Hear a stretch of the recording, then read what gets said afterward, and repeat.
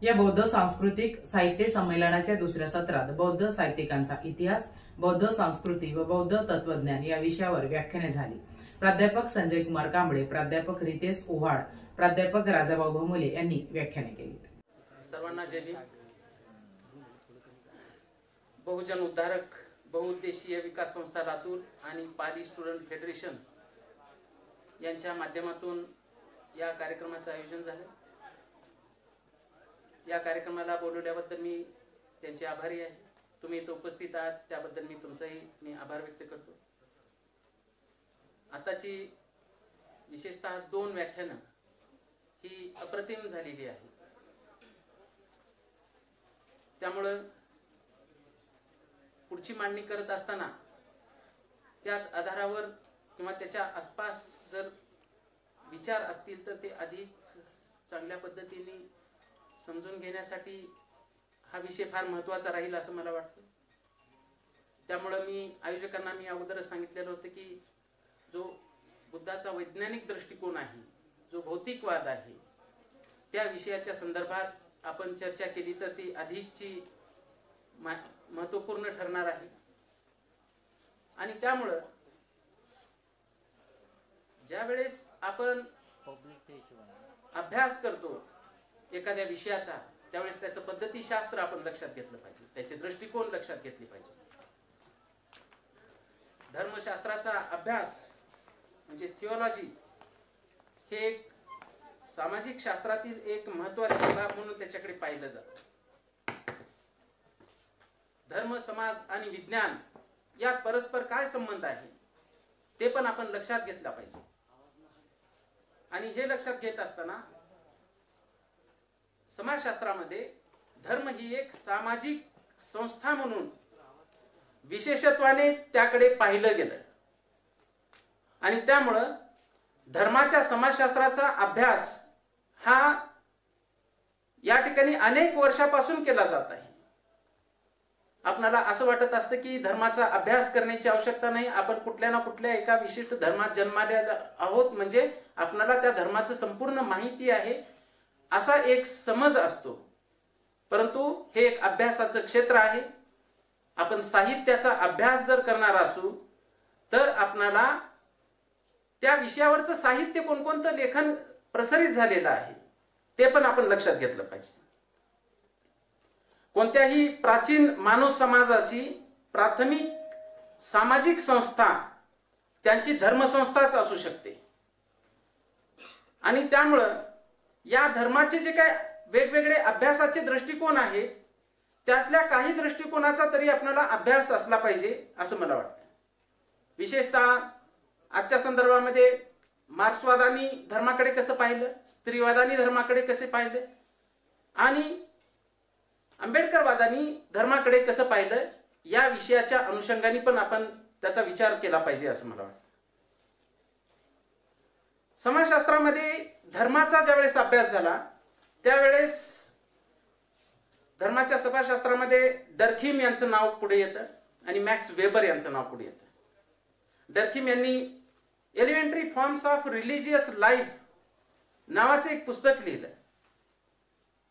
तर वेबर यांनी sociology of religion, आणि हे 2 पुस्तकं हे समाजशास्त्रामध्ये एक प्रमाणभूत म्हणून धर्माचा अभ्यास करण्यासाठी अवलंबिले जातात, त्याचा अभ्यास केला जातो। मॅक्स वेबर यांनी कार्ल मार्क्स यांच्या विचाराला विरोध करून आपली मांडणी केली। मार्क्स यांनी धर्माला नकार दिला, वेबर यांनी धर्माचा विचार अधिक सखोलतेने मांडण्याचा प्रयत्न केला, त्याचा शोध घेतला, त्याचं संशोधन केलं आणि त्यांनी Protestant ethics and the spirit of capitalism नावाचा एक ग्रंथ लिहिला। आणि या ग्रंथाच्या माध्यमातून ख्रिश्चनिटीमध्ये कोणकोणत्या पद्धतीने धर्माकडे पाहण्यात आलं, कॅल्विनवाद काय होता याकडे पाहण्यात आलं। म्हणजेच धर्मशास्त्राचा अभ्यास, थिओलॉजीचा अभ्यास जसा महत्त्वाचा आहे तसाच त्या थिओलॉजीमध्ये तुलनात्मक अभ्यास पण महत्त्वाचा आहे।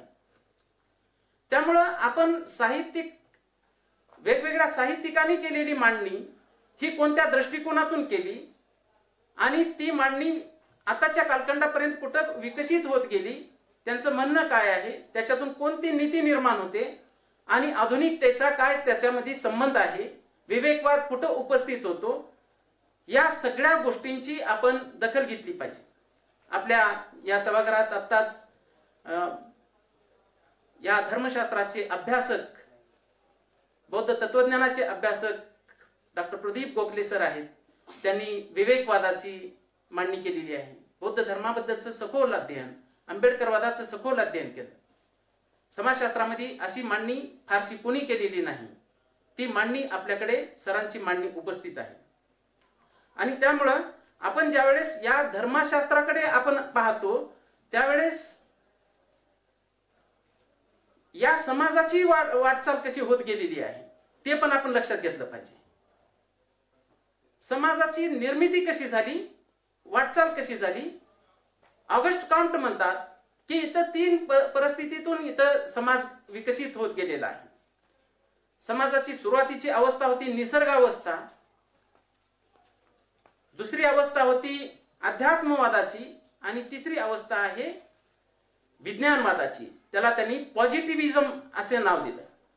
आणि त्यामुळं बुद्धाचा भौतिकवादी विचार लक्षात घेत असताना आपणाला पॉझिटिव्हिजमच्या दृष्टिकोनातून काय दिसतं का नवीन, हे पण आपण लक्षात घेतलं पाहिजे.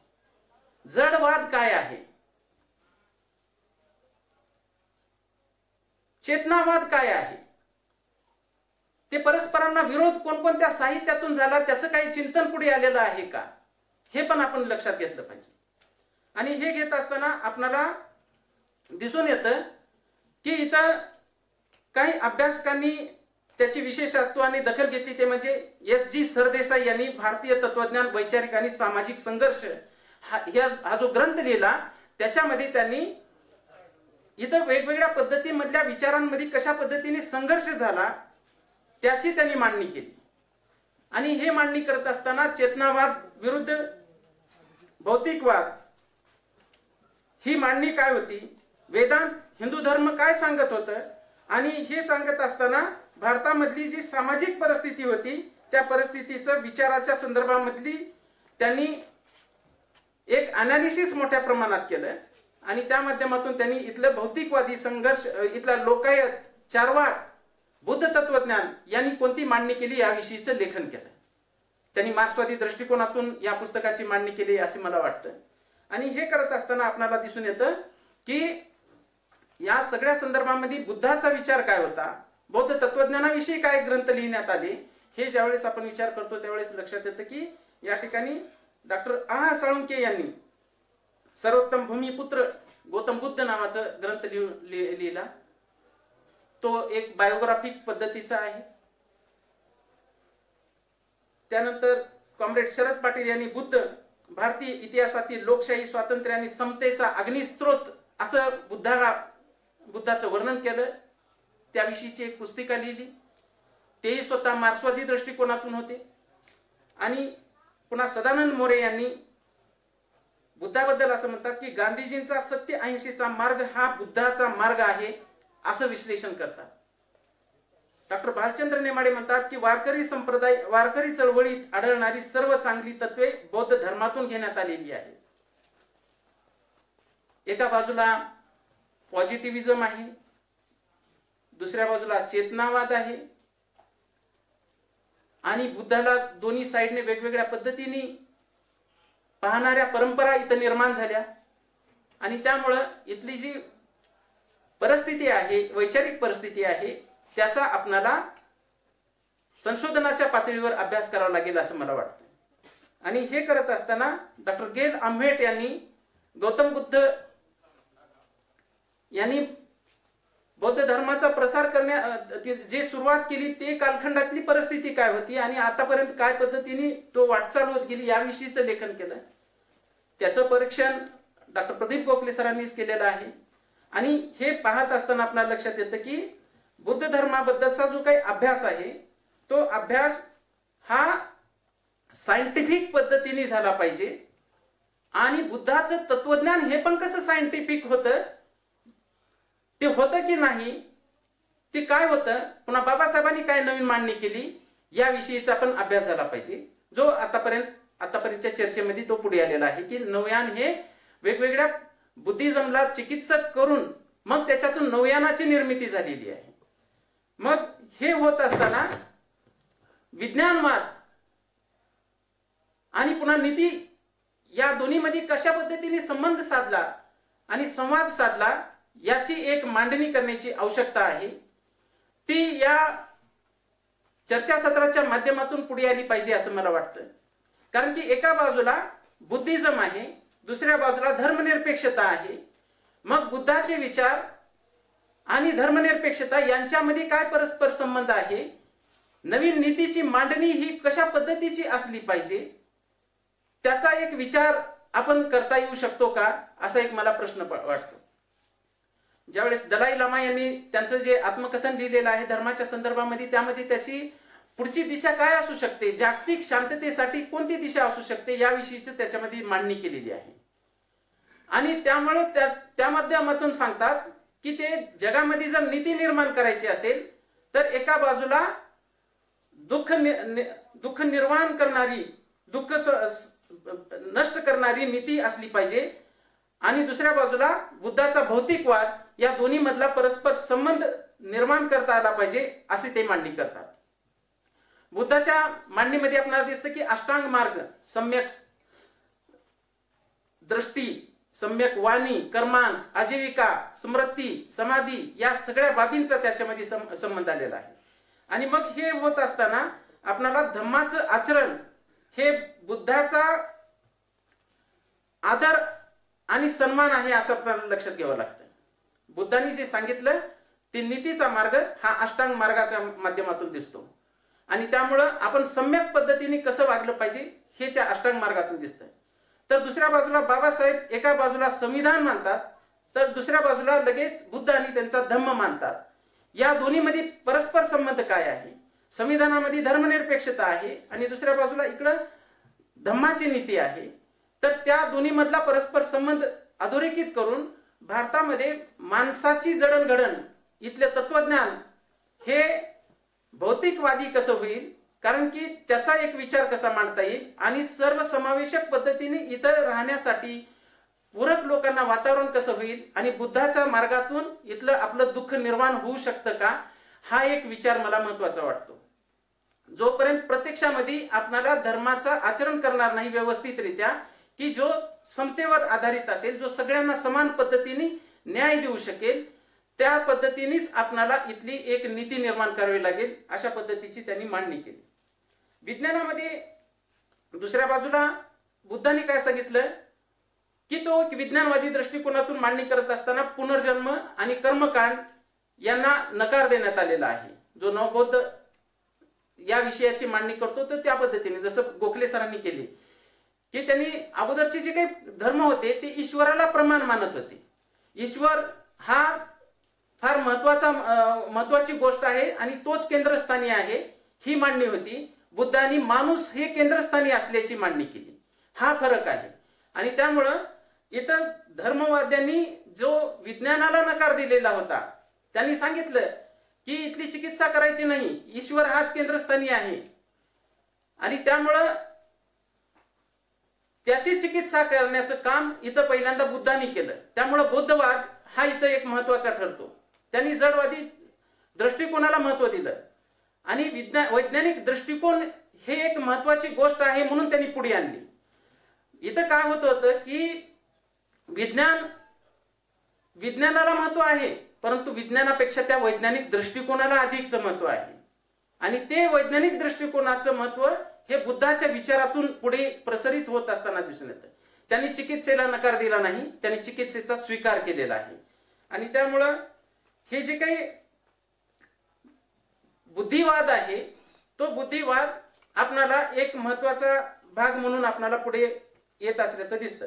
आणि त्या माध्यमातूनच त्यांनी अतदीप भव, तू स्वतःचा प्रकाश बन, आपणच आपला विचार व्यक्त केला पाहिजे, कुणाची कॉपी नाही केली पाहिजे, अशा पद्धतीचा त्यांनी विचार व्यक्त केला.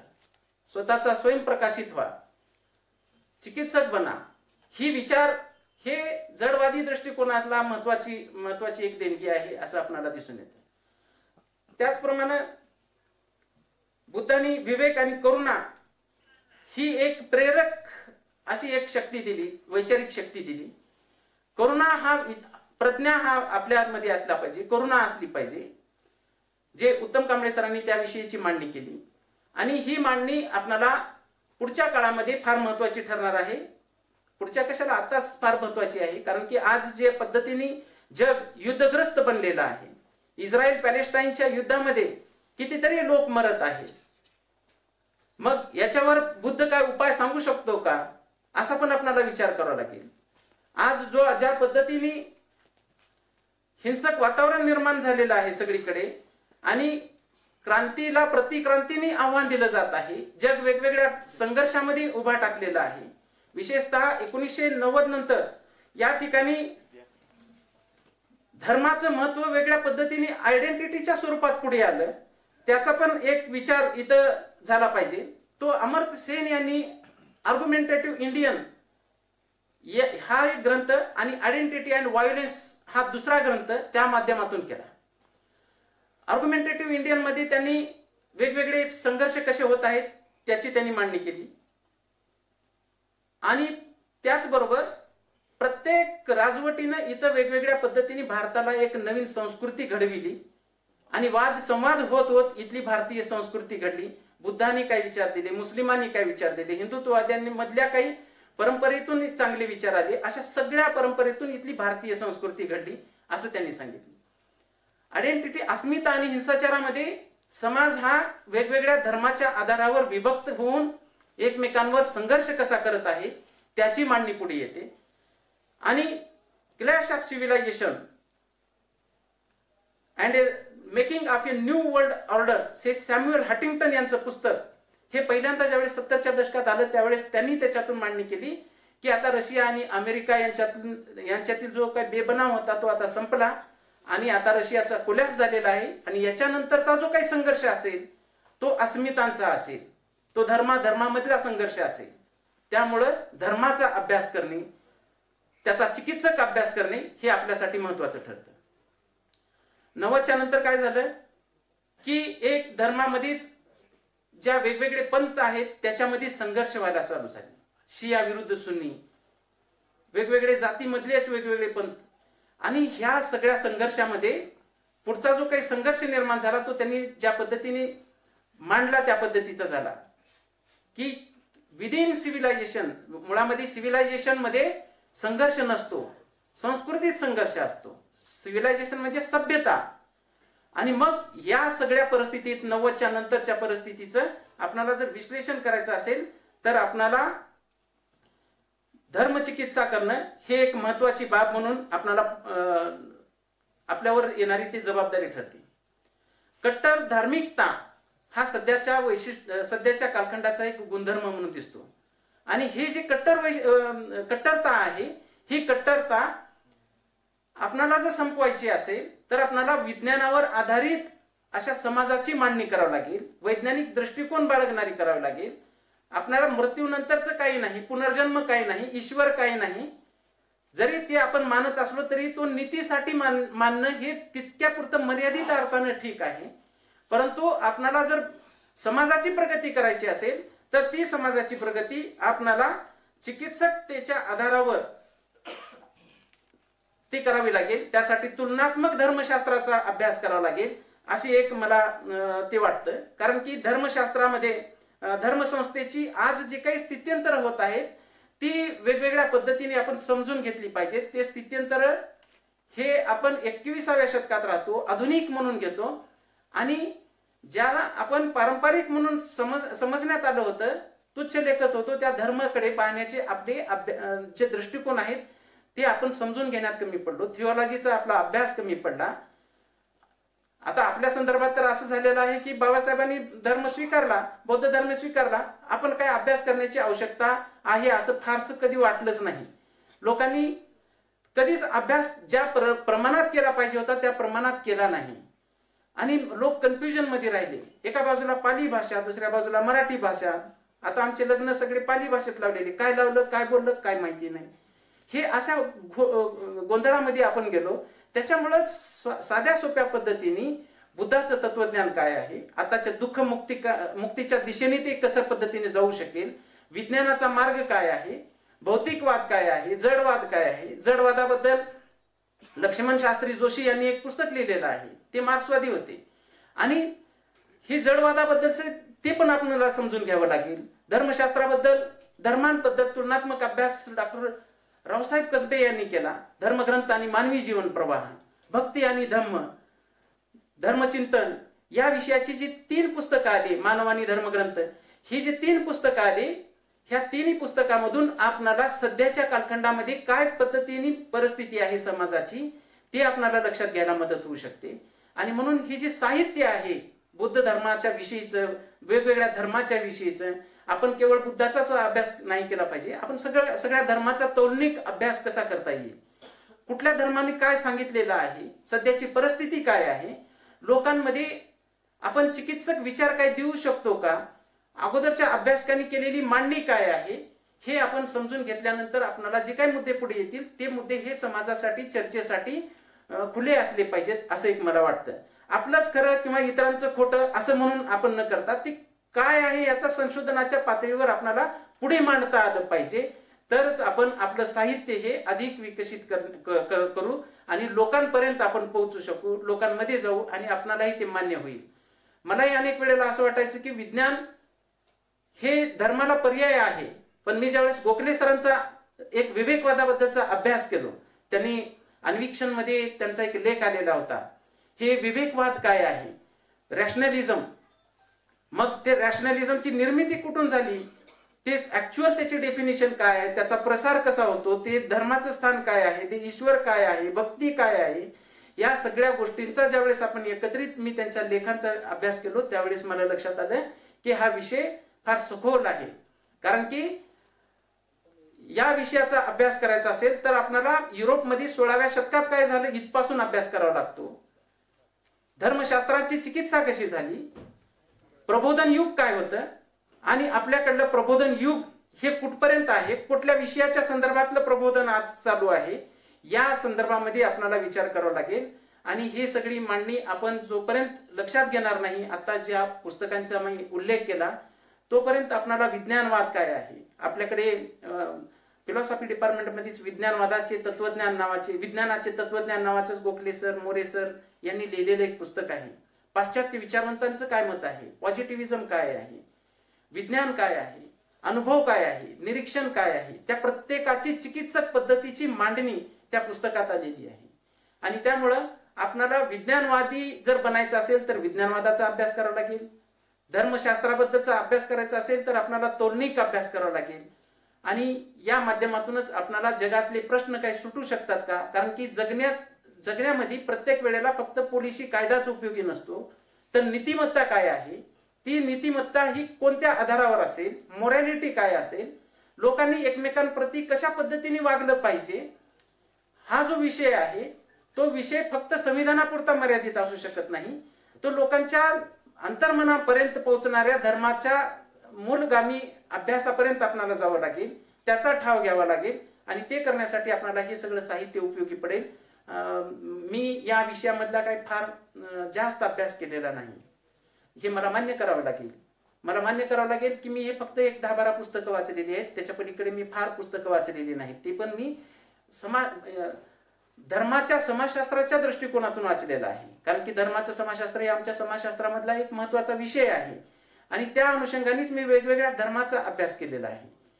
पण सखोल अभ्यास, बुद्धिझम बद्दलचा अभ्यास आपल्याला गोखले सरांच्या साहित्यामधून दिसतो. आज जी मांडणी उत्तम कांबळे सरांनी केली ती पण एक दिशादर्शक मांडणी आहे. पण खरोखररित्या जर वाचन करायचं असेल विज्ञानाबद्दलचं, भौतिकवादाबद्दलचं, तर आपल्याला हाडेकर यांनी एक लिहिलेलं पुस्तक आहे सुगावा प्रकाशनाने, बुद्धाचा भौतिकवाद नावाचं, आणि गोखले सरांचं पुस्तक आहे. आता नवीन रिसेंट मध्ये 2-3 पुस्तकं सरांची प्रकाशित झालेली आहेत. ते सगळे पुस्तकं आपण वाचली पाहिजेत.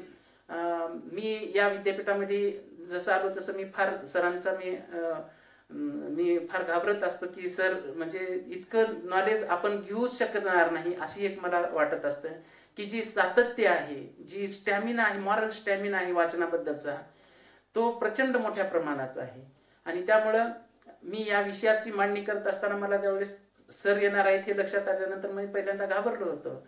आता पण घाबरलेलाच आहे की आपण ज्यावेळेस आपल्या सरांपुढे बोलतो, आता हे आमचे सर आहेत हे, आणि त्यामुळं माझ्याही मनामध्ये भीती होती की आपण नेमकं या विषयाची मोठा विषय आहे. बुद्धाचा भौतिकवाद हा लहान विषय नाही. त्यांनी केलेली मांडणी ही प्रचंड मोठी आहे. ती चिकित्सक पद्धतीने लोकांपुढे गेली पाहिजे. विज्ञानवादाबद्दलची मांडणी, याच्याबद्दलची जी पुस्तकं आहेत ती पुस्तकं प्रचंड मोठ्या प्रमाणात लेखन करण्यात आलेली आहेत. डीप अभ्यास झाला पाहिजे आणि आपण सगळेजण मिळून अभ्यास करू. आपण कोणीही फारसं त्याच्याकडे लक्ष दिलेलं नाही. त्यामुळं इथून पुढच्या कालखंडामध्ये या माध्यमातून आपण ती प्रेरणा भेटेल आणि वाचनाबद्दलची आवड निर्माण व्हावी, एवढीच एक अपेक्षा आहे. आणि मलाही इतरांचंच ऐकायचं होतं. मला व्यक्तिगत बोलायचं नव्हतं, कारण की मी 5 मिनिट बोलायचा असा मी विचार केलेला होता. पण जेवढा वेळ झाला तेवढा झाला. आता काय करणार. धन्यवाद सगळ्यांचा. महाकारुणिक तथागत भगवान गौतम बुद्ध, बोधिसत्व परमपूज्य डॉक्टर बाबासाहेब आंबेडकर यांच्या विचारांना व स्मृतींना त्रिवार अभिवादन करतो. या ठिकाणी उपस्थित आमचे सहकारी संजय कुमार कांबळे सर, बैलुमे सर, आमचे गोखले सर, सर्वांना मी मैत्रीपूर्ण जय भीम करतो. आजचा जो मला विषय दिलेला आहे तो कुठला असा स्पेसिफिक विषय दिलेला नाहीये की फक्त बौद्ध संस्कृती ह्या विषयाबद्दल मला बोलायचंय. आणि खूप मला याची जाणीव आहे की जेवढा वेळ माझा महत्वाचा आहे त्याच्यापेक्षा कितीतरी जास्त महत्वाचा तुमच्या सगळ्यांचा वेळ आहे. मी जास्त वेळ घेणार नाही. मला जे काय बोलायचं आहे ते मी सारांश रूपाने सांगणार आहे. तर जो विषय आहे बौद्ध संस्कृती, याची व्याप्ती खूप मोठी आहे. संस्कृतीमध्ये बऱ्याच विषयांचा अंतर्भाव होतो. कुठल्या विषयाचा अंतर्भाव होत नाही, बऱ्याच विषयांचा अंतर्भाव होतो. त्यामध्ये शिक्षण आहे, इतिहास आहे, सगळ्या प्रकारचे विषय आहेत. आपण जे जगतो, खातो पितो, आपण जे कपडे घालतो, त्या ज्या पद्धती आहेत, या सगळ्याच गोष्टींचा अभ्यास आपण संस्कृतीच्या अंतर्गत करत असतो किंवा करणं अपेक्षित असतं. मुळात आपण इथं काही विद्यार्थी इतिहासाचे अभ्यासक असतील आणि सकाळपासून खूप महत्त्वपूर्ण ऐकायला मिळालं, खूप चांगल्या गोष्टी ऐकायला मिळाल्या, ज्ञानात खूप जास्त भर पडली की इतिहास जो आपल्या समोर आज आहे, काही जे आपण विद्यापीठामध्ये शाळांमध्ये जो इतिहासाचा अभ्यास करतो तो इतिहासच मुळात चुकीचा इतिहास आपल्याला शिकवला जातो. हे मी नाही सांगत आहे, हे बाबासाहेब आंबेडकर यांचं जर तुम्ही क्रांती आणि प्रतिक्रांती हे पुस्तक वाचलं तर तुम्हाला लक्षात येईल. आणि क्रांती आणि प्रतिक्रांती हे पुस्तक वाचल्याशिवाय आपला अभ्यास पूर्ण होऊच शकत नाही. तिथं स्पष्ट बाबासाहेब म्हणतात की जो इतिहास आहे, जो आपण आता विद्यापीठांमध्ये, कॉलेजमध्ये, वेगवेगळ्या शिक्षण संस्थांमध्ये शिकतो, तो इतिहासच नाहीये. असं नाहीये की भारताला इतिहास नाहीये म्हणून, परंतु जो इतिहास आपण शिकतो तो मुळात चुकीचा इतिहास आपल्याला शिकवला जातो. आणि त्याच्यामध्येच आपण PhD वगैरे हे ते सगळं करतो. बाबासाहेब स्पष्ट म्हणतात की हा इतिहास हा सगळा चुकीचा इतिहास आहे. तो बायकांना आणि लहान मुलांना करमणुकीचं साधन म्हणून त्याला तुम्ही फार तर वापरू शकता, त्याचं फार काही स्थान नाहीये. मग हे बघणं खूप आवश्यक आहे तुम्हाला जर संस्कृती समजून घ्यायची असेल तर. भारतीय संस्कृती, जिला आपण संस्कृती म्हणतो, या भारतीय संस्कृती मध्ये मुख्य 2 प्रवाह आपल्याला बघायला मिळतात प्राचीन काळामध्ये. एक ब्राह्मण परंपरा आणि दुसरी श्रमण परंपरा. ब्राह्मण परंपरा मध्ये बाकी सगळे म्हणजे जे ब्राह्मणांनी चालवलेल्या परंपरा त्या सगळ्या होत्या. आणि त्याच्या उलट श्रमण परंपरा, जिथे बुद्ध आणि महावीर हे प्रामुख्याने होते. आणि हा जो संघर्ष आहे हा तिथून सुरुवात होतो. मुळात भारताच्या इतिहासाला सुरुवातच मुळात बुद्धांपासून होते. बुद्धांच्या आधी जो इतिहास आहे तो सगळा काल्पनिक आहे. त्याला कुठल्याही प्रकारचा आधार नाही, कुठल्याही प्रकारे जगामध्ये त्याला स्थान नाही, कुठल्याही प्रकारचं त्याला मान्यता नाही. मग इथले हिंदुत्ववादी, इथले सनातनवादी जो आग्रह करतात आमचा इतिहास, आमची परंपरा 5000 वर्षापूर्वीची आहे किंवा 10,000 वर्षापूर्वीची आहे, लाखो वर्षांपूर्वीची आहे. तसंच बौद्ध धर्मामध्ये पण झाले ना. बौद्ध धर्मामध्ये पण सांगणारे झाले की आमचा इतिहास हा असंख्य वर्षांचा आहे. म्हणजे स्पर्धेच्या दृष्टिकोनातून किंवा तुलना करण्याच्या दृष्टिकोनातून जी चर्चा होते तो भाग जो आहे तो आपल्याला बघायला मिळतो. बौद्ध धर्म आणि ब्राह्मणी धर्म हा जो वाद आहे, हा 2600 वर्षांपासूनचा वाद हा अजूनही आपल्याला बघायला मिळतो आणि तो चालत राहणार आहे, हा आपल्याला बघायला लागणार आहे. मुळात जी परंपरा क्रांती आणि प्रतिक्रांतीमध्ये आपल्याला बघायला मिळते की जे आपल्याला झोपेत ठेवण्यासाठी, जागृत न करण्यासाठी किंवा आपल्याला आपण कशा अंधारात राहू ह्याच्यासाठी प्रयत्न केले जातात जाणीवपूर्वक. कशा प्रकारे आपण अंधश्रद्धेमध्ये राहू, कशा प्रकारे आपण जागे होणार नाही, कशा प्रकारे आपण एकामागे एक सणावारामध्ये अडकत राहू आणि आपली स्वतःची प्रगती करणार नाही, याच्यामध्ये अडकवण्याचा पूर्ण प्रयत्न झालेला आहे. तो आज तागायत चालू आहे. तर संस्कृती मुळात ही एक संस्कृती, दोन संस्कृती, एक ब्राह्मण संस्कृती जाणीवपूर्वक आपल्याला अंधारामध्ये ठेवण्याचं काम करते आणि दुसरी संस्कृती बुद्ध संस्कृती जी आपल्याला अंधारातून प्रकाशाकडे घेऊन जाण्यासाठी प्रयत्न करते. तर ह्या दोन संस्कृतींमधला फरकच आपल्याला कळत नाही. कारण की आपण कधी सरांनी सांगितलं, उत्तम कांबळे सरांनी की गोखले सरांनी, मीचा शोध आपण कधी घेत नाही, आपण कधी जागरूक होत नाही. आपल्याला आपल्या समस्या काय हेच कळत नाही, कारण की आपल्याला अडकवलंय बाकीच्या गोष्टींमध्ये. आपल्याला आपल्या प्रायोरिटीज काय असल्या पाहिजेत ते पण कळत नाही. आपल्या प्राथमिकता काय आहेत, आपल्या जीवनामध्ये दुय्यम स्थान कशाला असलं पाहिजे किंवा कमी महत्वाचं काय हे पण आपल्याला कळू दिलं जात नाही. आणि बऱ्यापैकी आपण मूलभूत गरजाच कधी आपल्या पूर्ण करू शकलो नाही, तर मग धर्म, अध्यात्म आणि वैचारिक गोष्टीकडे कधी वळणार आहोत. जाणीवपूर्वक आपल्याला, प्रयत्नपूर्वक आपल्याला जर मूलभूत गरजाच आपल्या पूर्ण होऊ दिल्या जात नसतील तर आपण हे कधी समजणार आहोत की आपल्याला इथं षडयंत्र चालू आहे आपल्या बरोबर. एक संस्कृती जी आहे जाणीवपूर्वक आपल्याला निर्बुद्धत्वाकडे घेऊन चाललेली आहे आणि दुसरी संस्कृती आहे ती बुद्धत्वाकडे घेऊन जाण्यासाठी प्रयत्न करते. हा फरकच मुळात आपल्याला कळत नाही, कारण की आपल्याला आपल्या प्रायोरिटीज कळत नाहीत. आपल्या जीवनामधल्या प्रायोरिटीज आपल्याला कळत नाही. बौद्ध धर्म जो आहे, बौद्ध संस्कृती जी आहे ते प्रायोरिटीज बद्दल बोलते, प्राथमिकता बद्दल बोलते. तुमच्या प्राथमिकता काय आहेत? आता जर मला भूक लागली असेल तर खाणं हा माझा धर्म असला पाहिजे. मला जेव्हा तहान लागते तेव्हा मी पाणी पिलं पाहिजे. त्यावेळेस मी उपदेश देत राहिलो तर त्याचा काही उपयोग नाही. बुद्धांनी कधी असं नाही केलं की कोणी येईल त्याला उपदेश नाही सांगत बसले. भुकेल्याला जेवण दिलं, तहानलेल्याला पाणी दिलं, ज्याच्याकडे कपडे नाही त्याला कपडे द्या म्हटले आणि त्याला कम्फर्ट करून मग त्याला वेळ बघून त्याला व्यवस्थित धर्म सांगितलं. तर हे ज्ञान असं आहे की एका दिवसात तुम्ही सगळं म्हणजे आपलं सगळं डोकं भरून घ्या, डोक्यामध्ये सगळं घ्यायला असं नाहीये. आपल्याला जेवढं कळतं, आपल्याला जेवढं समजतं तेवढं आपण आचरण करतो का नाही हे जास्त महत्वाचं आहे. आपण त्याच्याप्रती कसं बघतो हे जास्त महत्वाचं आहे. म्हणून इतिहासाची सुरुवात जी भारतात होते, इतिहास जो आहे तो 2600 वर्षांचा इतिहास आहे. त्याला पुरावे दिले जातात, त्याला पुरावे आहेत. आपण बघू शकतो, आपल्या डोळ्यांनी बघू शकतो. बुद्ध इथे जन्माला आले, बुद्धांना इथे ज्ञानप्राप्ती झाली, हे सगळं आपल्याला बघायला मिळतं. सायंटिफिक तिथं दगडामध्ये कोरून ठेवलेलं आहे, असं पण नाही की वहीवरती लिहिलेलं साहित्य. बुद्धिझम हा म्हणजे कुठलंच प्रामाण्य मानत नाही. बुद्धिझम इथं वेद प्रामाण्य, पुस्तक प्रामाण्य असले कुठलेच भानगड नाही. इथं तुम्हाला मी सांगतोय म्हणून ऐकू नका असं म्हणणारा एकमेव बुद्ध आहे पहिला, की मी म्हणतोय म्हणून तुम्ही ऐका.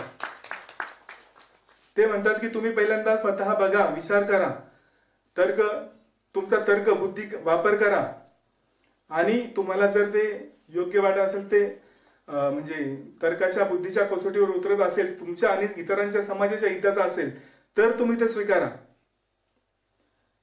हे म्हणतात बुद्ध. आणि बाबासाहेबांनी देखील त्याला एक जोड दिली.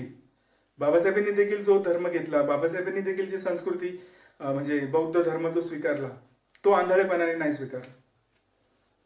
किंवा असं पण मोठमोठे विचारवंत डायरेक्ट बोलून जातात की बाबासाहेबांनी 4 आर्य सत्य नाकारले किंवा बाबासाहेबांनी असं केलं. बाबासाहेबांच्या नावावरती तुम्ही काही पण खपवतात मोठमोठे विचारवंत.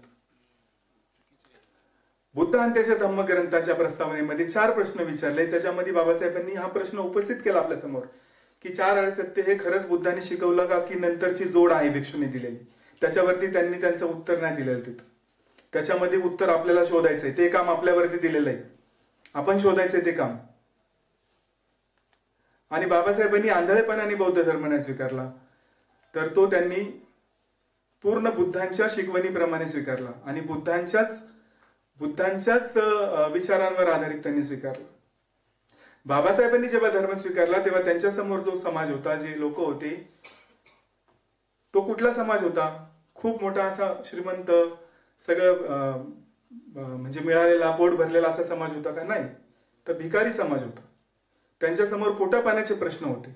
आणि त्यांच्या समोर जर त्यांनी परंपरागत जो धर्म आहे तो जसाच्या तसा जर सांगितला असता तर त्याचे वाईट परिणाम होऊ शकले असते. उदाहरणार्थ, मी फार वेळ घेणार नाही, थोड्याच वेळात कन्क्लूड करेल. उदाहरणार्थ, पारंपरिक बौद्ध धर्मामध्ये गाथा आहे की आरोग्य परमा लाभा संतुष्टी परमम धनम विश्वास परमा याती निब्बानम परमम सुखम.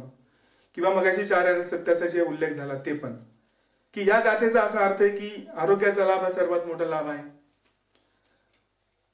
आरोग्याचा लाभ हा सर्वात मोठा लाभ आहे. आरोग्या परमा लाभा संतुष्टी परमम धनम. संतुष्ट राहणे हे सर्वात मोठं धन आहे.